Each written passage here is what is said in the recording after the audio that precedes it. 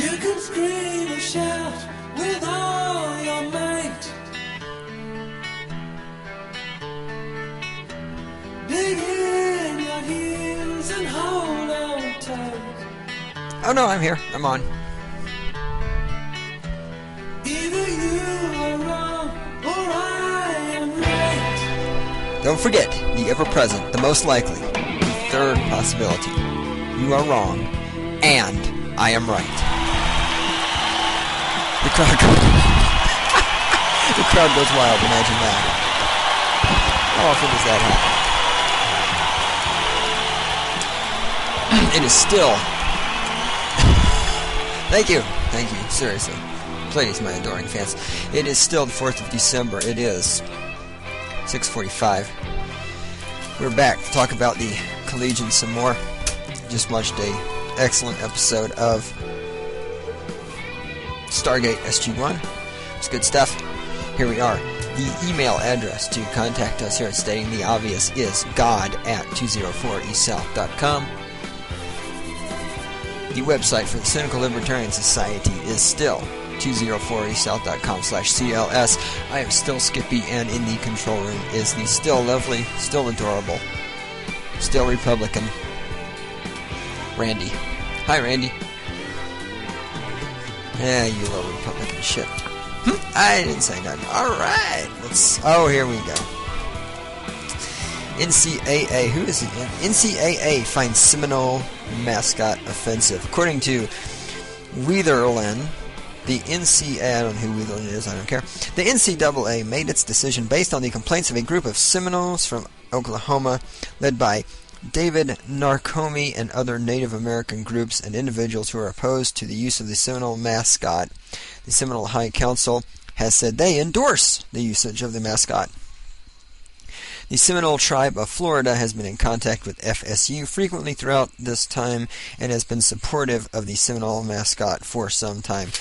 Yeah, who are you losers who have nothing better to do than worry about who the mascots of sports teams are? And this is lovely here. And where do you people get the idea that having something as your sports mascot is somehow mocking it?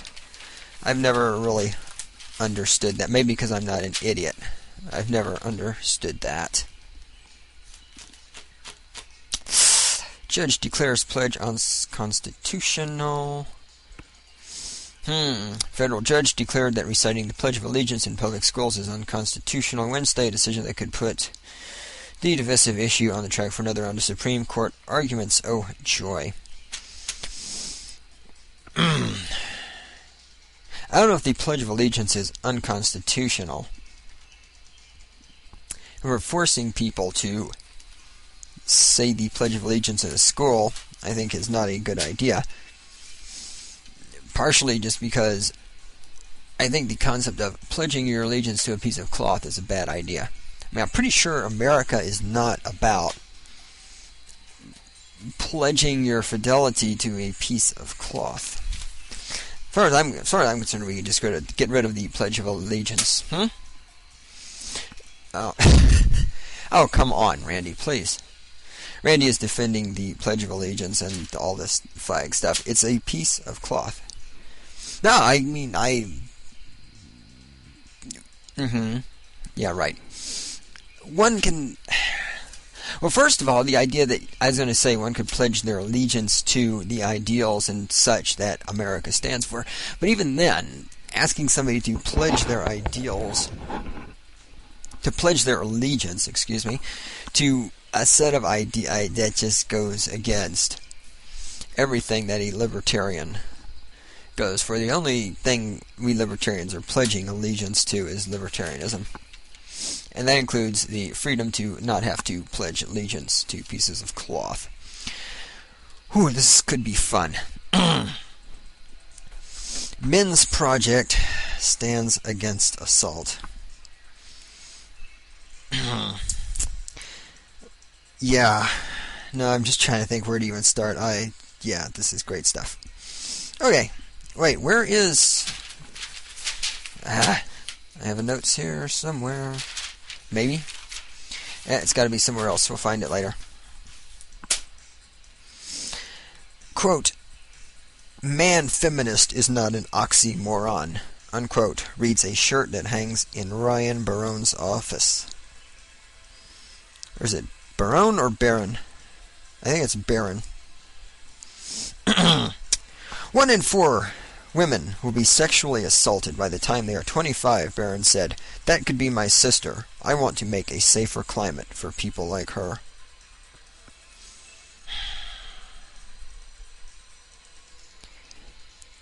When people run around spewing forth these unsubstantiated statistics like and you ever notice too how 1 in 4 women will be sexually assaulted, and then there's always something different. For example, one statistic says, as I have my note on this, it's somewhere floating around out there, 1 in 4 women will be sexually assaulted by the time they are sophomores. I suppose that this means women who don't go to college and thus are not sophomores are exempt from this. And his made-up statistic is 1 in 4 women will be sexually assaulted by the time they are 25. Now, of course, because some of you out there are stupid, at this moment I have to stop and point out that my ridiculing of this statistic doesn't mean I'm in favor of women getting raped.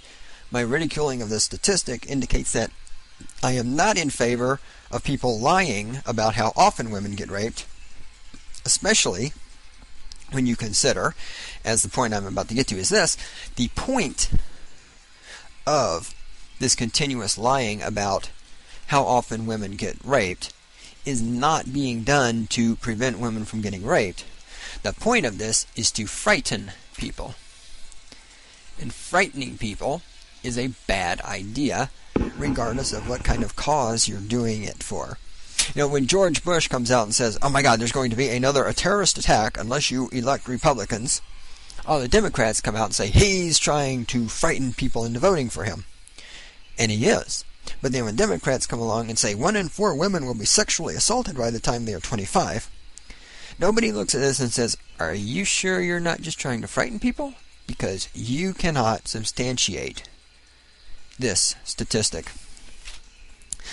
Let me keep reading this. There's a lot of quoting here, and this is Barron saying these things. Gender roles are a result of society, Barron said. Both men and women are put into boxes, but it doesn't have to be that way.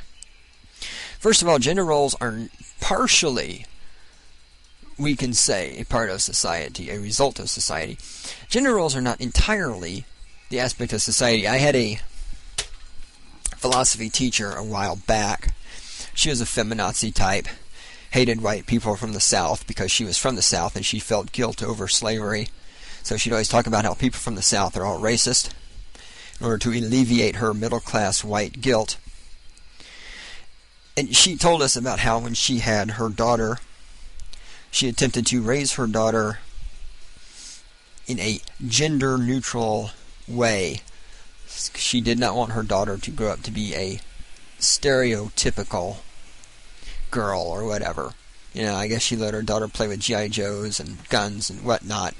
Anyway, the point of this story is that she admitted that it didn't work. Her daughter still wanted to play with dolls and have tea parties. Some of these things are, I hate to break it to you people, it reminds me of genetic. It reminds me of, see, I'm getting so far ahead of myself. It reminds me of many years ago when Time magazine had a cover story. Across the cover of Time magazine it said, men and women may be born differently. Like, are born different. Men and women are born differently. Women come out of the vagina, men come out of the asshole. We all know that.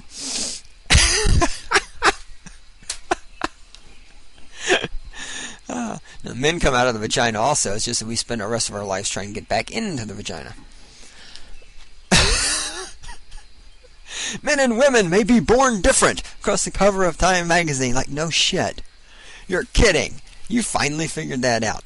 Let's get back to the article here. Barron said he looked for men who are already thinking about women's issues when choosing participants. He's talking about participants in his little gender peer group hallucination support group thing. Quote, I wanted a group who could think deeper into the issues. We're not starting at ground level. In other words, he wants a group of people who are already stupid, who are already brainwashed, and who are already femi-symps. And Barron, I got news for you. I know you're only doing these things because you think if you pretend to be sensitive and care about women issues that a woman will have sex with you. But dude, women are not attracted to pussies. Sorry, newsflash. Actually, you can read about this. Read in Brian Sykes' book that I've talked about before, Adam's Curse, where he talks about the Y chromosome and all this other stuff. He talks about this, and women are not attracted to pussies. This is why. I mean, how many women do you see and go out, find a woman, and say, look, you have two men. They're identical twins. They both look just alike. Okay, they're both pumped or whatever. They're both physically, they're both equally attractive. Now, one of them is a janitor, and the other one is a CEO. Now, which one is she going to want to fuck and marry? Or marry and fuck? Or just marry? The janitor or the CEO? She wants the CEO. Why? Because the CEO is rich and powerful. And how did he become rich and powerful? Did he become rich and powerful by being a pussy? Did he become rich and powerful by being a femi-symp? Did he become rich and powerful by being a little sissy-ass crybaby? No. He became rich and powerful by stabbing people in the back and shitting all over them and going out and getting what he wanted in his life. Women are not attracted to pussies, Baron. Newsflash, you're going to die a virgin. Now, let me continue reading. After 10 weeks, men in the program will have the opportunity to participate in a 3-credit class offered through the Office of Women's Programs and Studies. The course, called Student Alliance for Gender Education, will teach participants how to give formal presentations on sexual assault. People get college credit for shit like this, folks. I'm going to take a class to learn how to give formal presentations on sexual assault. I'm going to take a class to learn how to perpetuate unsubstantiated statistics such as 1 in 4 women will be sexually assaulted by the time they are sophomores, or by the time they're 25, or by the time they graduate, or by the time they pee for the first time, or whatever weird little tagline we put on this bogus statistic. I'm reading again. Traditionally, an office of all women, Baron Trin's new territory as the first man to work there. I walk a fine line, he said. I'm not sure what a man's role is in the office, but it's important to make the office more open to men and women. It serves all students, and I want to convey that. Oh, you are so sensitive. I want to create gender equality for both men and women, he said. I want to break down generalizations about feminism, and being in this office is ideal because we can hold each other accountable for what we are doing.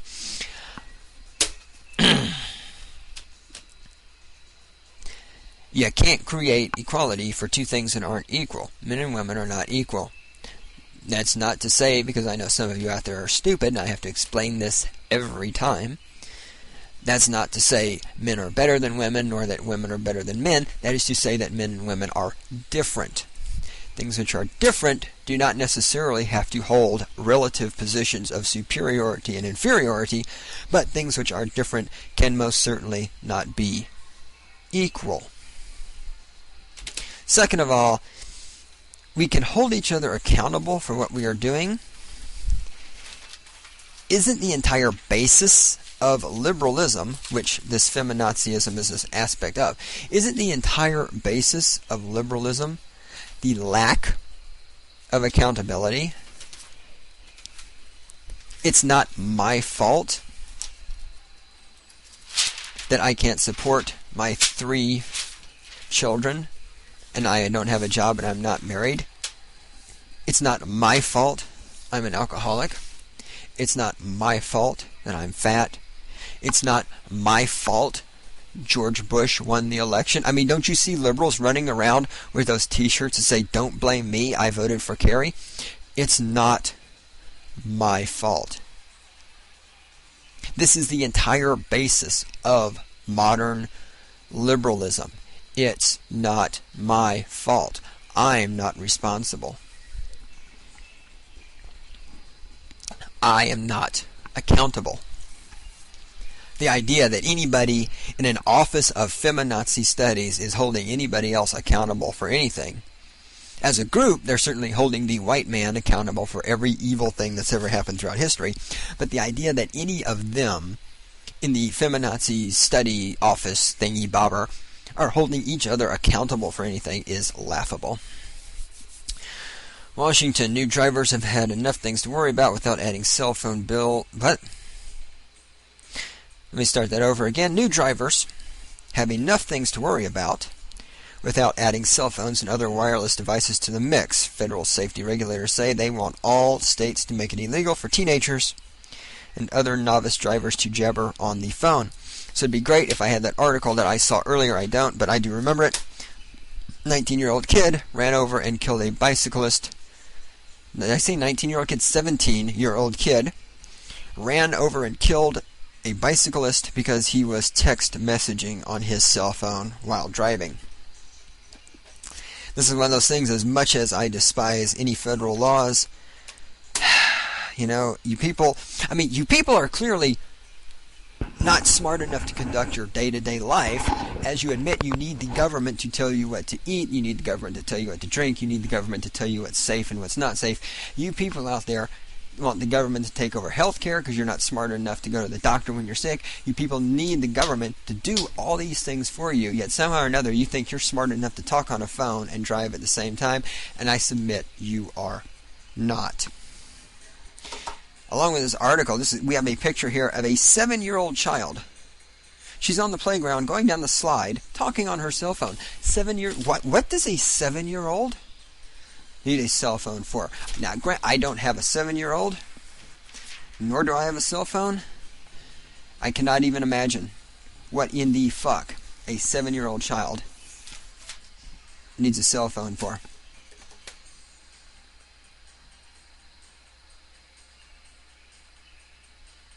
Boy, this is quite a little pedigree. I always love these letters to the editor where people feel the need to justify their opinion because their opinion sucks. I don't even care about the letter. I want to read to you the ending to this letter. Sincerely, Sue James, Director, Biomedical Engineering Program, Associate Professor, Department of Mechanical Engineering, Co-Director, Orthopedic Bioengineering Research Laboratory, Associate Department Head for Undergraduate Studies, Mechanical Engineering. If you're so insecure about your opinion that you actually need to end your letter to the editor with that much crap in a desperate attempt to justify your dumb fuck opinion, maybe you should sit down and shut the fuck up.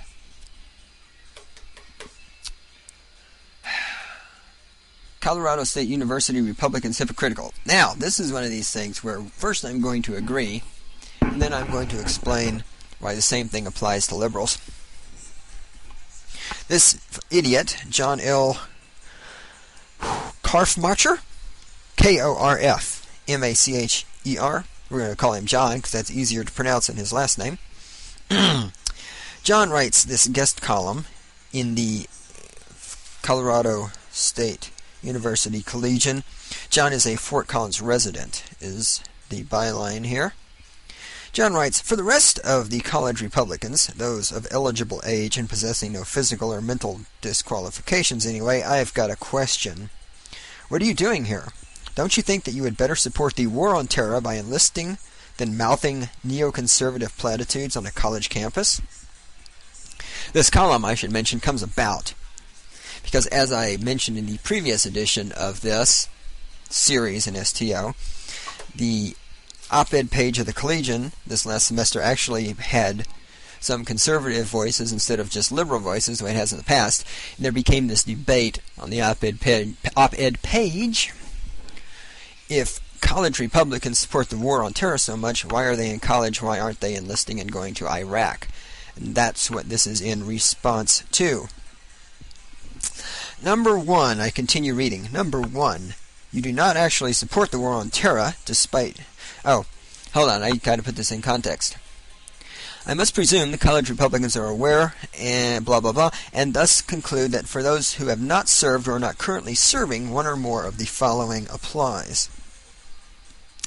Number one, you do not actually support the war on terror, despite what your placards say.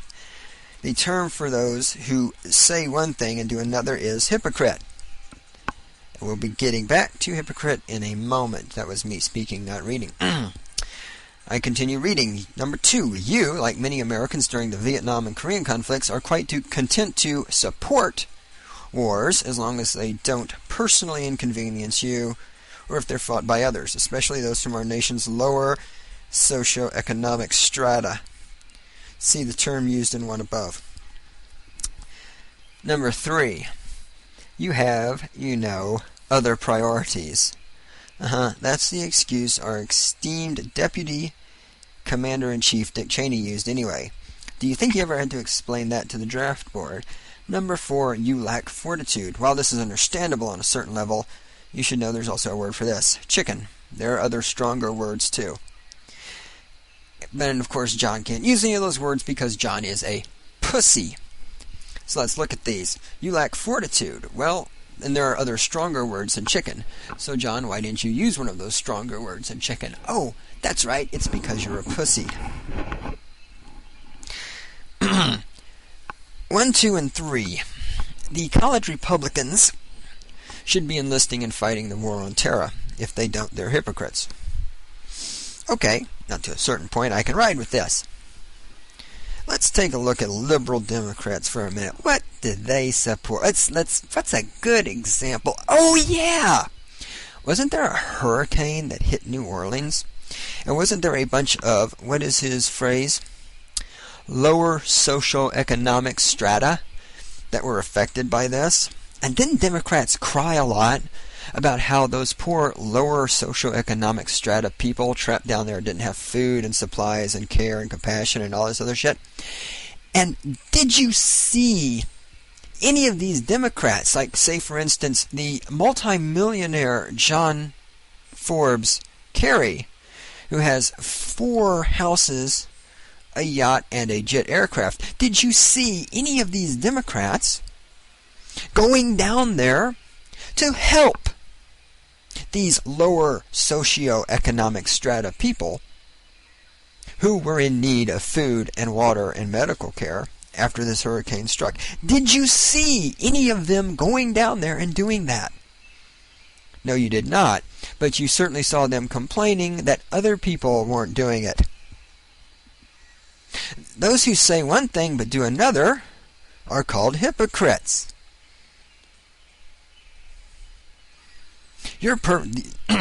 Number 1, you don't actually support helping the hurricane victims despite what your placards say.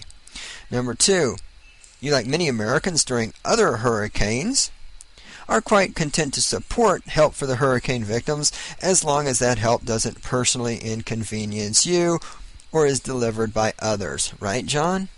You weren't personally going to go down there and help the hurricane victims, but you were going to demand that the federal government take more of my tax money and use my tax money to send other people down there to help the hurricane victims.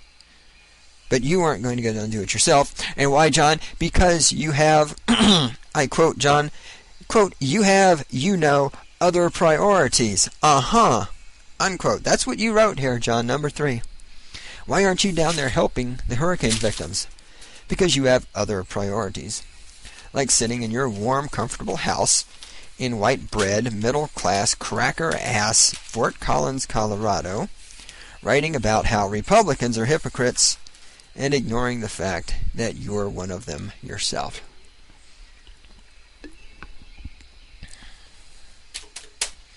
Here it is, right here. Guest column, Heather Wilson. 1 in 4 women are raped or sexually assaulted by the time they are sophomores in college. Now, I know some of you are stupid. I'm going to read these two side by side. 1 in 4 women will be sexually assaulted by the time they are 25.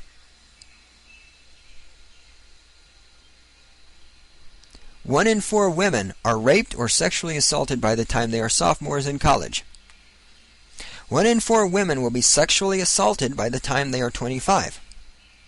1 in 4 women are raped or sexually assaulted by the time they are sophomores in college. Now, unless women are 25 by the time they are sophomores in college, one of these 2 statistics is wrong. One of these 2 statistics is a lie. This doesn't mean I gotta say it again, because you fucking people out there haven't got the sense to pour piss out of a boot with the motherfucking instructions written on the bottom of it. This doesn't mean I'm in favor of raping women. This means I am not in favor of stupid motherfuckers lying. You people who perpetuate these statistics are lying. And why, if your cause of preventing women from being raped, and if your cause of helping women who get raped, if your cause is so motherfucking wonderful, if you're so goddamn enlightened, if you're so much fucking better than I am, why do you have to lie? Why are you lying? What are you hiding? What is your real agenda? Why are you attempting to manipulate people? Why don't you know the facts? Why are you making shit up? What are you lying about?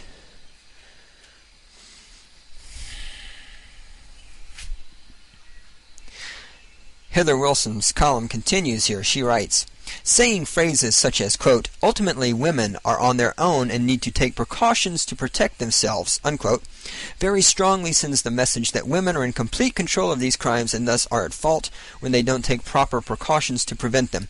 No, stupid fucking bitch whore. That is not what they're saying. What he's saying, what the person she's responding to is trying to say that you're too stupid to understand because you've got those two bumps on the front of your chest that fucking suck your brain cells out. What he's trying to say to you stupid fucking women is that you need to stop being Democrats and stop blaming everything that happens to you on other people. You need to take some goddamn personal responsibility. Okay, you need to recognize that there are some things in life which are inherently unsafe and it's not going to change. I don't give a fuck how enlightened the society is. I don't give a fuck how many women gender study classes people take. I don't give a fuck how many little motherfucking femi-symps like Ryan Barron are out there fucking teaching their gay little classes to men to be sensitive. Putting on your miniskirt and getting drunk in a frat house with 20 drunk frat boys is inherently a stupid thing to do. And if you go in that situation and you get raped, it doesn't necessarily mean you deserve it, but you got to take a little goddamn responsibility. You women seem to think that you should be able to do anything you want. Anything at all. No consequences. No consequences at all. I am a woman. I have a vagina. I should have no consequences for my action. If I go up in an airplane and we're at 10,000 feet and I jump out without a parachute, gravity should make me drift slowly to the ground and just lightly touch down like a flower petal, because I shouldn't have to suffer the consequences of jumping out of an airplane at 10,000 feet without a parachute, because I have a vagina and I am completely without any blame whatsoever for anything I ever do in my life. Women shouldn't even need auto insurance, because if you're a woman and you have a wreck, it's not your fault. It's like, well, officer, I have a vagina. Oh, well, shit, you're not at fault. It must be the other person. If two women have an automobile wreck, they both have vaginas, neither of them could be responsible for anything. It must be the manufacturer of the automobile.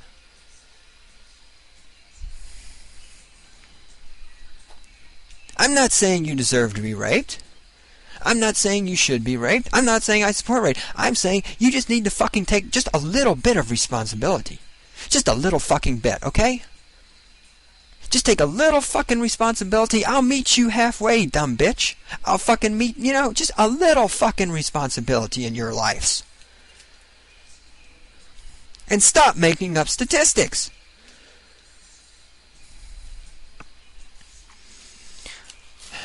What's this? Letter to the editor. This is in the last issue, in the last edition of Stating the Obvious, where I talked about collegian stuff. I read the column from Tim Waddingham called A Christian Conservative is Really an Ignorant Republican.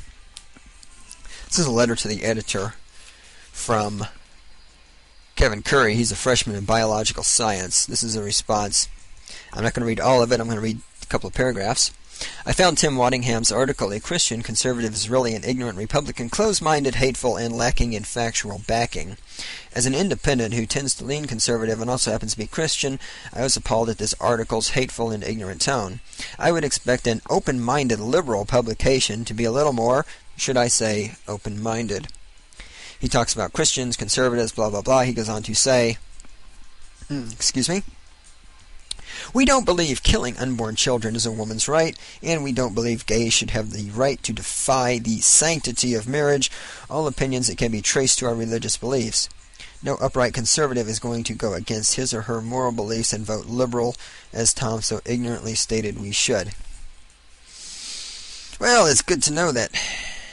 Now, I agree that you would think a liberal publication could be a little more liberal, but, it's nice to know that the conservatives aren't going to go against the beliefs they've been indoctrinated with by the Bible and do anything that might involve common sense, like allowing homosexuals the same legal rights that heterosexuals have, because God knows we can't have that. I think I've talked about that enough in my series on marriage. Although I will say this, I'm still waiting for one of you out there to explain to me how exactly homosexual marriage is going to destroy civilization as we know it. I haven't gotten a reply on that one yet. Remember, the email address is god@204eastsouth.com. As soon as any of you religious right fuckheads out there figures out how homosexual marriage is going to destroy civilization as we know it in a step-by-step detailed analysis, be sure you send that to me, because I am so anxiously awaiting this incredibly important information. Yeah. Nope. Oh, this is hilarious. Let me read this one. This is from, this is from Christian Berinsky, who is, Human Resources Education. I'm not sure what Human Resources Education is, but it involves human resources, and some of you out there know my opinion of human resources people. It's not very high. Let me read this letter to you. This is hilarious. While on campus yesterday, I noticed a publication called The Student Voice in a wire stand next to the one holding the Collegian. Since it said Student Voice and was on green, white, and black printed paper, I assumed, like I suspect others might, that it was a related CSU publication. Now I have to go back and read this again, because this is good. Now listen to this carefully. Since it said Student Voice, and it was on green, white, and black paper, well, I assumed, here we've used the key word, I assumed that it was a related CSU publication. Now, as I read the rest of this letter, remember, this person is supposed to be an educated college student. When I looked through it, I noticed it was a highly religious-oriented and relatively one-sided in terms of information presented. I was astonished that CSU, as a public institution, would welcome obviously religious literature at all, let alone in the stand right next to its own paper as if it were a related publication. It was very confusing to me, and it is not obvious from the Student Voice contents that it is unrelated. Just thought I would mention it because it seemed the placement, name, and look of the paper was intentionally misleading, such that it was easy to think it was associated with CSU or the Collegian. Hi, I have 12 years of public education, and I'm a human resources education, whatever that means. And I'm shocked that we allow religion on a college campus, because after all, a college campus is a place of diversity and open-mindedness and new ideas and understanding, and how dare we allow a religious newspaper on the campus? Not only that, but it's a religious newspaper printed in green and black ink, and it has the name Student Voice across the top of it. And what kills me is she says it was highly religiously oriented and relatively one-sided in terms of the information it presented, unlike, of course, the CSU Collegian, which is not one-sided at all. But the contents were religious-oriented and one-sided. And then she says it was not obvious from the Student Voice contents that it is unrelated to the... Now wait. First she says the contents are religious and one-sided, but then she says it wasn't clear to me from the contents that this wasn't a publication of CSU. So if you have something which is religious and one-sided, and you're confused, and you think that is something officially sanctioned by the university, doesn't that mean the university must be religious and one-sided? Otherwise you wouldn't make that confusion. Unless, of course, you're really, really stupid. Does anybody want to make a bet with me that Kristen voted for John Kerry? God, I'm good. We're talking about the hurricane here Reagan Indris, a sophomore, technical journalism, wrote this one. These people had been warned about the hurricane many days in advance. Everyone in the nation knew the hurricane was heading for New Orleans. These people weren't caught off guard. I'm not saying it's their fault. I'm saying they should have heeded the warnings. What did they expect? To just stay in their homes while their town flooded, hoping someone would come rescue them? I don't know about everyone else, but if I had been told my city was about to be destroyed, I would leave. It's not the government's fault some people decided to stay, nor is it their fault if they can't get down there right away. I don't see the people who are complaining getting in their cars and driving to Texas to see how much they can help. They just want to sit and complain. Gee, does that sound not like something I just said when I read this thing about Colorado State University Republicans are hypocritical by John Kaufman? He doesn't want to get in his motherfucking car and go down there and feed any of these, what was his lovely little phrase? And feed any of these lower socioeconomic strata people. He just wants to sit around and whine about how the evil Republicans aren't going down there and feeding these people. Oh, no, not that yet. Oh my God. Oh my God. Oh my God. Wow. Oh Jesus. No, I'm pulling out these pages here and they're so covered in highlighting. It's like I have to go over the whole thing. Ugh. Yeah, nobody cares. Alright, I gotta look at that. Yep, I gotta come back to that. How to break out of your comfort zone. This column represents the views of the Collegian's editorial staff.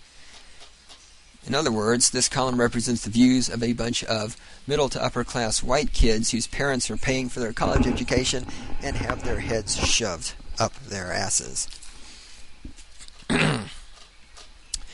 Today marks the middle of CSU's 5th annual diversity conference in a city that, according to the U.S. Census Bureau, is 89.6% white. I've said it before and I say it again. This is a white bread cracker ass town if I've ever seen one. Diversity should be promoted and celebrated. Issues of ethnic prejudices aren't the only subjects addressed. The role of gender is also discussed, a diversity issue that can be overlooked all too often. They blah blah blah about the diversity conference. Every culture and gender has something unique to offer the world. All we have to do is make an effort to learn about those who are different than we are. Unless, of course, the people different than we are Republicans, rich people, white people, conservatives, Christians, people who think homosexuals shouldn't be allowed to get married.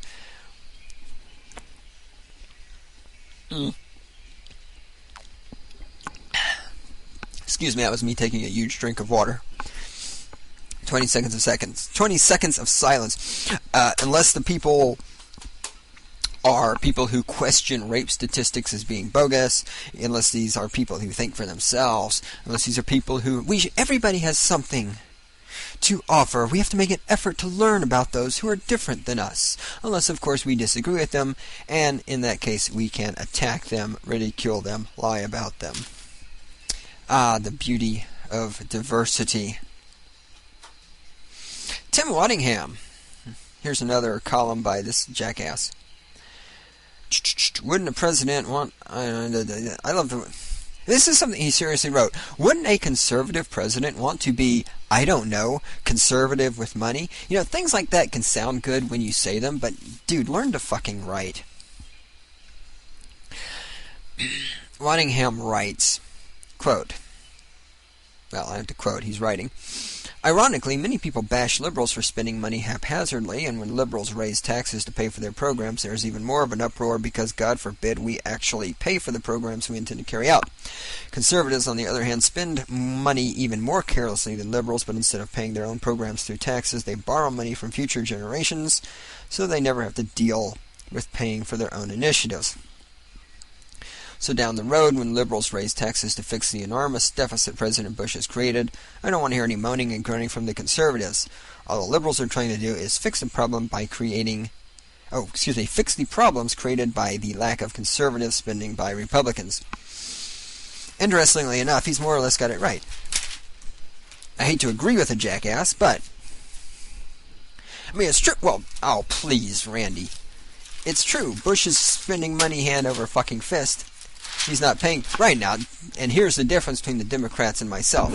The Democrats would like to pretend they're in favor of cutting these programs or some shit like that, and we all know they're not. The Democrats want to raise taxes and spend more money than they make in taxes. The Republicans want to cut taxes and spend even way more money than they make in taxes. The problem with both of these groups is, of course, the spending money part. Yeah, as a libertarian, I agree with him that the conservatives / Republicans / Bushites are spending money hand over fist and not giving a shit how they're going to pay for all of these programs. But the solution to this isn't to be raising taxes, which all the Democrats like wadding fuck think. The solution to all of this is, of course, to stop the programs and stop spending the money. And that stoppage of spending money includes welfare just as much as it includes wars in Iraq, and wars on drugs, and wars on terrorism, and wars on freedom, and all this other horse shitski. What is this? Yep. There. Yeah. To debate. Yeah. This is not even worth reading. Okay. Here's a liberal bashing Republicans. It's always great to hear. It's always great to talk about that H-word, hypocrisy. Let's see. What is this?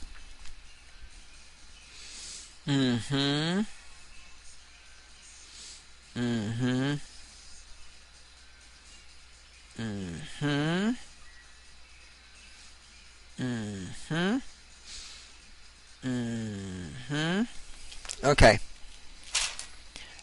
Jake Bloomberg. Jake Bloomberg is a sophomore, technical journalism and political science double major. Technical journalism and political science. Gosh, boy, I wonder if he's a Democrat. That's a hard one to call. Jake writes, I am part of a new generation of the party. The party. Now wait, let me check this real quick. He is a Republican. He claims to be a Republican. As we will soon learn, this is a new generation of Republicans. Okay. I'm a part of a new generation of the party, a segment that many college Republicans make up, the moderates. I'd like to inject something here, but I'm going to try to stifle myself and get through this and then do it. Our generation is probably the most tolerant in American history, and the youth of the Republican Party reflects those same ideals. Control, count to 10, keep reading. Sure, there are still many who are still following their father's old mantras of excessive exclusivity. I can't say that word. But overall, tolerance is a word that is being used often by, yes, Republicans. Hard to believe, you better get used to it. We young Republicans are becoming pretty liberal. Although George W. Bush is the current leader of our party, he does not personify what it means to be a Republican, not to me and not to many of my fellow moderates.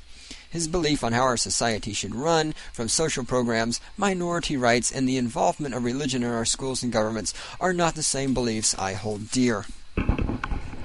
And that, ladies and gentlemen, is my central point. The youth of the Republican Party are not the same as those who currently head the GOP. I may agree with some of their platforms, especially those involving economics, but that does not mean I agree with everything they say. Because I believe in capitalism and defending our nation, I consider myself a Republican. But that does not mean I feel women should not have the right to choose, or that every classroom should have a Bible as a required text. As our party transforms with new ideas from our generation, my hope is Republican students will one day be able to state their political affiliation without the assumption they are a rich, bigoted, right-wing Christian. Soon I hope the stereotypes will be included. These stereotypes will include much worthier descriptions that personify my beliefs and those of the young GOP. In other words, I'm a Republican and I'm becoming more liberal, and of course it's the liberals who created the stereotype of Republicans as rich, bigoted, right-wing Christians. So, hey, we Republicans, we're becoming more liberal, just like liberals. Pretty soon, you won't know the difference between the liberals and the Republicans. Our generation is probably the most tolerant in American history. where do you people get this shit from? Tolerance is a word that is being used often by, yes, Republicans. Great. Great. So, we have a choice between liberals and liberals. We have a choice between the Democrats and the pseudo-Democrats.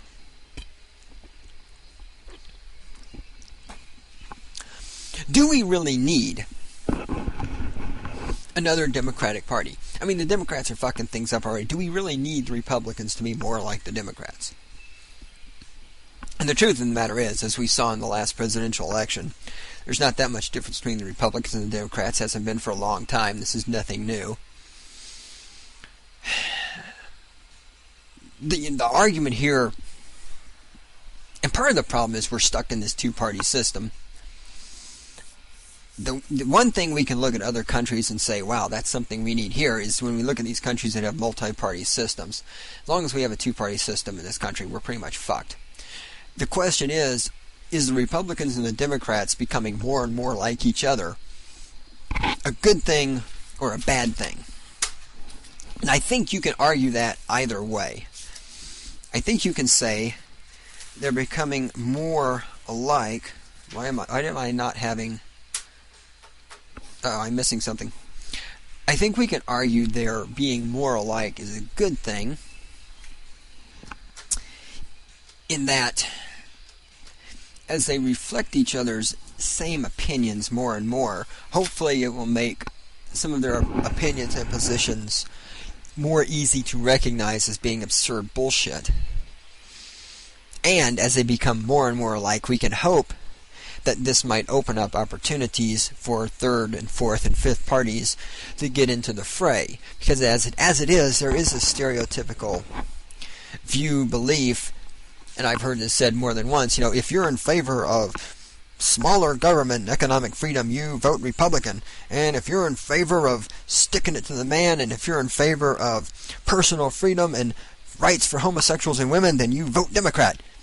And there's this great effort to create the illusion of a vast chasm of difference between the views of the Republicans and the Democrats. And I think as long as people think that chasm exists, and as long as people think when they vote Republican they're really getting something that's opposite from, different from a Democrat, and as long as people think when they vote Democrat they're getting something that's opposite from and anti and opposed to these Republican views, I think as long as people think there is that chasm and there's this clear choice between black and white, 1 and 0, up and down, they're going to keep with the two-party system because they think there's this difference.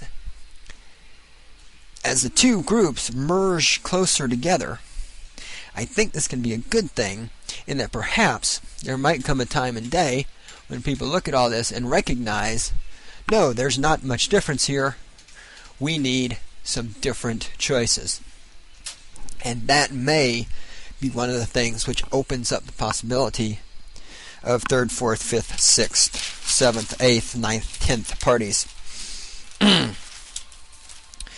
The more informed you are, the more liberal you tend to be, by Ann Lee Weakland. I'm not even going to... This is so stupid. And here's what... No, I'm not even going to read any of this, because this is a stereotype we have in our society, that the more informed you are, the more liberal you tend to be. And liberalism is what? Liberalism is based on what? Nobody ever being responsible for their own actions. Liberalism is based on making up lies about how many women get raped. Liberalism is based on taking money away from rich people and giving it to poor people so that they can make more babies. Liberalism is based on sitting around saying, why isn't the federal government helping the people in New Orleans, but not actually getting off your ass and doing anything to help the people in New Orleans yourself? And so there you go. The more informed you are, the more liberal you are. I don't know that I brag about that. The other interesting thing about this line is it doesn't say the more educated you are, the more liberal. It says the more informed you are. Now, where does one get information? Typically, stereotypically speaking, when somebody says, I am informed on something, that means they have learned about it via what? Network news, mainstream news publications like Time and Newsweek, and newspapers. All three of those are predominantly liberal-run, liberal-biased, liberal-oriented. So, the more informed you are by the liberal mass media, the more liberal you tend to be. No shit. If you send somebody to a school no, that's a bad analogy. If somebody gets all of their information from Nazi propaganda newspapers and Mein Kampf and things like that, they're probably going to be more Nazi, aren't they? The fact that more informed people are more liberal simply illustrates that their sources of information are liberal biased. It doesn't illustrate that they're any fucking smarter than anyone else. We have a column here by Jenna Lynn Ellis. It's called Don't Waste 21st Birthday. There's only one thing I need to read here. She says, quote, "It's ironic that the day the government finally believes we're responsible enough to make wise decisions with alcohol, we celebrate by getting wasted." Yeah, gosh, that all-important day when the government has finally decided I'm responsible enough to drink a beer. Boy, I wouldn't want to waste that. I should celebrate that. The government thinks you're responsible enough to drink beer now. Wow, you should feel so honored. The government, the government has given you permission to drink alcohol now. You should feel so fucking special. This is liberal mentality. This is exactly what I'm just talking. She is informed. Why, the government has given me permission. The day before she turned 21, she was too stupid to drink a beer. On her 21st birthday, now the government has faith in her. The government has faith in her ability to consume alcohol. And the government has given her permission. She has permission. I have permission from the government. Oh, look, let's go get married. Let's get permission from the government. Let's get a marriage license. Oh, look, I'm 21 now. I have permission from the government. Hey, I want to start a business, but first I have to go get a business license. Oh, look, everybody, I have permission from the government to start a business. Oh, isn't it a wonderful world we live in? It's America. It's the land of the free. We're all free here as soon as we get permission from the government to go do everything we want. Once we have permission to get married, and once we have permission to start a business, and we have permission to drink alcohol. Oh, it's so wonderful when the government gives us permission! Permission. Why? Because we are stupid motherfucking liberals.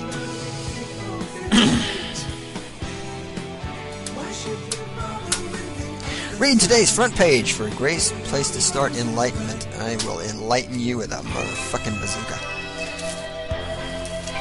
So we didn't finish that up. We'll be back for a third part.